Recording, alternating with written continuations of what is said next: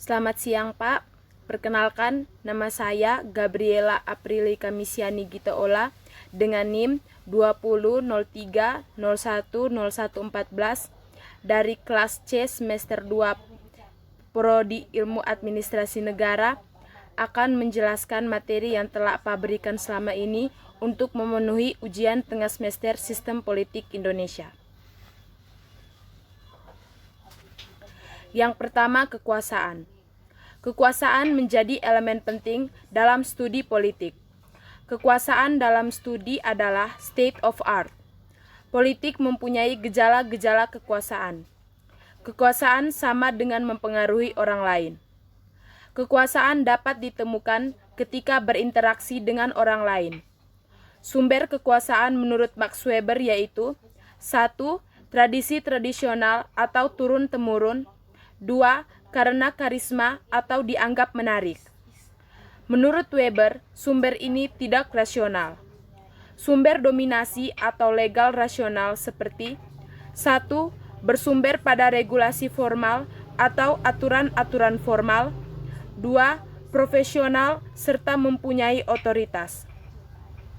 Seseorang yang berkuasa mempunyai kewenangan.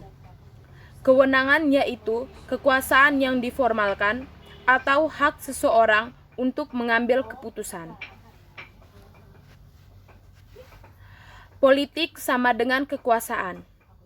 Kekuasaan terbagi menjadi dua, yaitu kekuasaan monarki dan kekuasaan demokrasi. Kekuasaan demokrasi diumpamakan dalam pemilu atau pilkada. Dalam pemilu atau pilkada, terdapat sistem pemilu di mana terdiri dari berbagai parpol yang menganut ideologinya masing-masing. Sedangkan kekuasaan monarki lebih kepada otoriter. Kekuasaan mempunyai kebijakan publik. Contohnya dalam hal pendidikan. Dalam hal pendidikan mempunyai distribusi atau redistribusi sumber daya. Contohnya alokasi anggaran pendidikan, yaitu pendidikan gratis 60%.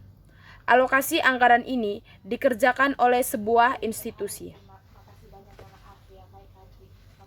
Yang kedua, kerangka sistem politik. David Easton, seorang ilmuwan politik, mengembangkan kerangka atau model organik sistem politik. Skema Easton terdiri dari demands and konversi. Demands berisikan tuntutan dari pro dan kontra. Sedangkan konversi sama dengan black box, berisi tentang penyelesaian atau proses, diproses, atau menganalisis. Dalam skema Easton juga terdapat analisis input. Analisis input berisi menganalisis siapa-siapa yang berkepentingan, juga menganalisis interest atau kepentingan, strategi, serta kontestasi para aktor-aktor. Seperti yang dilihat dalam gambar, skema Easton terdiri dari input, sistem konversi, dan output. Dalam input terdiri dari demand atau tuntutan, serta support atau dukungan. Dalam demand atau tuntutan terdiri dari pelaku atau aktor-aktor yang akan memberikan pro dan kontra. Selanjutnya, setelah ditampungnya pro dan kontra ini, akan diproses dalam sistem konversi. Dalam sistem konversi akan terjadi proses atau penyelesaian yang akan mengeluarkan keputusan atau kebijakan yang terdapat dalam output. Hal ini akan terus berlangsung dalam lingkungan. Sistem Easton semuanya berpengaruh dalam lingkungan, yaitu dari masyarakat kembali ke masyarakat. Menurut Easton, sistem sebagai kerangka organik yaitu 1. Membangun teori politik empiris. 2. Pencarian pengetahuan empiris yang sistematis. 3. Mendorong pentingnya kerangka tertentu terhadap fakta-fakta politik. 4. Perlu memandang kehidupan politik sebagai satu keutuhan. 5. Adanya kebutuhan analisis politik berbasiskan kerangka tertentu atau sistem. 3. Sistem sebagai struktur dan fungsi. Tesisnya, Sistem politik memiliki ciri universal yang dapat dikonseptualisasikan ke dalam satu pendekatan sistematik. 4 ciri menonjolnya yaitu: 1. Semua sistem politik memiliki struktur politik. 2. Fungsi yang sama muncul dalam seluruh sistem politik. 3. Seluruh sistem politik adalah multifungsional. 4. Seluruh sistem politik bercampur dengan pengertian budaya. Yang ditunjukkan dalam skema, lingkungan domestik, fisik, sosial, dan ekonomi akan menuju ke input, lalu ke artikulasi, lalu agregasi, pembuatan kebijakan, penerapan kebijakan, penilaian kebijakan, ke output, lalu akan kembali ke lingkungan domestik, fisik, sosial, dan ekonomi. Dalam lingkungan domestik, fisik, sosial, dan ekonomi, ada yang namanya sosialisasi politik, rekrutmen politik, dan komunikasi politik. Sosialisasi politik terdiri dari kelompok kepentingan dan badan perwakilan. Rekrutmen politik terdiri dari parpol dan birokrasi. Komunikasi politik terdiri dari badan legislatif serta eksekutif. Sistem kerangka radikal atau kritik Marxisme. Sistem dalam perspektif material dialektis. 1. Segala sesuatu saling berhubungan dalam membentuk sistem atau bagian dari keutuhan yang lebih luas. 2. Segala sesuatu berubah sebagai konsekuensi adanya kontradiksi dalam sistem atau perubahan terjadi karena adanya kekuatan yang saling berlawanan. 3. Sistem sebagai negara atau dominasi atas ketegangan yang ada atau negara kelas. Konteks teori, isu dan agenda dirumuskan, yaitu 1. Pluralis. 1. Aktor memiliki kekuatan yang sama dan menyebar. 2. Kebijakan sebagai arena terbuka dan fair. 3. Isu cenderung dikembangkan melalui opini publik. Dalam non-pluralis, terdiri dari 1. Aktor tidak memiliki kekuatan yang tidak sama dan tidak menyebar. 2. Siapa dan apa yang disingkirkan dari proses kebijakan. 3. Yang kuat yang menentukan isu kebijakan. Seperti dalam skema model Estonian versus non-decision making. Dalam model Eston, terdiri dari input, proses, lalu kebijakan. Sedangkan dalam non-decision making, dalam input ada yang dinamakan filter, setelah dari filter lalu ke proses, lalu ke kebijakan.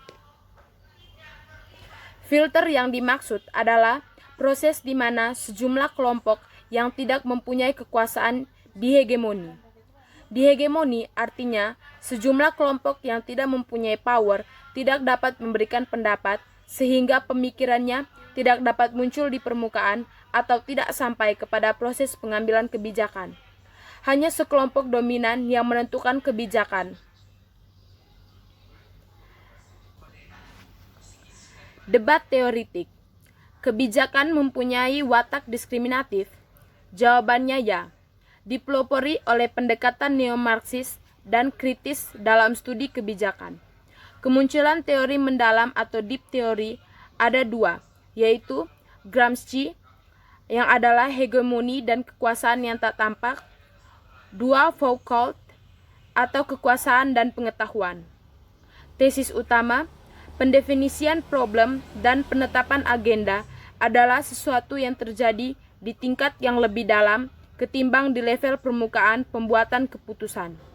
Ada proses ideologis dan psikologis yang bekerja yang tidak tampak di permukaan kebijakan yang tidak bisa diamati secara empiris. Budaya politik. Almond tahun 1959 membandingkan sistem politik. Setiap sistem politik melekat pola orientasi tertentu dari tindakan politik. Almond dan Verba, budaya politik merujuk pada sistem politik yang terinternalisasikan lewat perenungan, perasaan, dan evaluasi warganya. Sidney dan Verba, budaya politik terdiri dari sistem keyakinan empiris, simbol ekspresif, dan nilai-nilai yang mendefinisikan situasi dan tindakan politik yang berlangsung. Dalam budaya politik terdiri dari 3 orientasi, yaitu orientasi kognitif, orientasi afektif, dan orientasi evaluatif.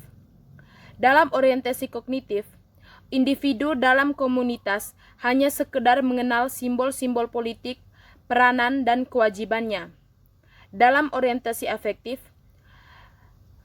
melibatkan perasaan terhadap sistem, pemahaman terhadap simbol-simbol politik, tetapi tidak ingin terlibat dalam proses politik secara langsung.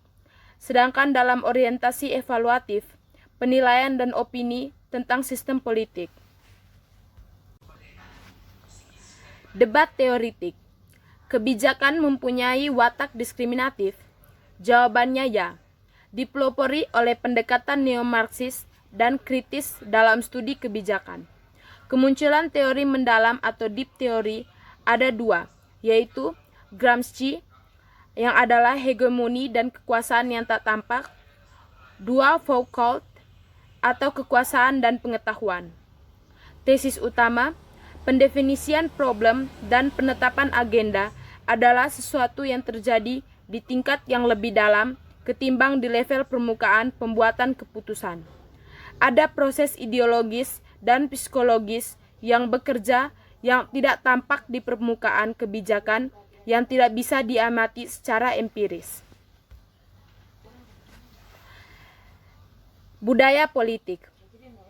Almond tahun 1959 membandingkan sistem politik. Setiap sistem politik melekat pola orientasi tertentu dari tindakan politik. Almond dan Verba, budaya politik merujuk pada sistem politik yang terinternalisasikan lewat perenungan, perasaan, dan evaluasi warganya. Sidney dan Verba, budaya politik terdiri dari sistem keyakinan empiris, simbol ekspresif, dan nilai-nilai yang mendefinisikan situasi dan tindakan politik yang berlangsung. Dalam budaya politik terdiri dari 3 orientasi, yaitu orientasi kognitif, orientasi afektif, dan orientasi evaluatif. Dalam orientasi kognitif, individu dalam komunitas hanya sekedar mengenal simbol-simbol politik, peranan, dan kewajibannya. Dalam orientasi afektif, melibatkan perasaan terhadap sistem, pemahaman terhadap simbol-simbol politik, tetapi tidak ingin terlibat dalam proses politik secara langsung. Sedangkan dalam orientasi evaluatif, penilaian dan opini tentang sistem politik.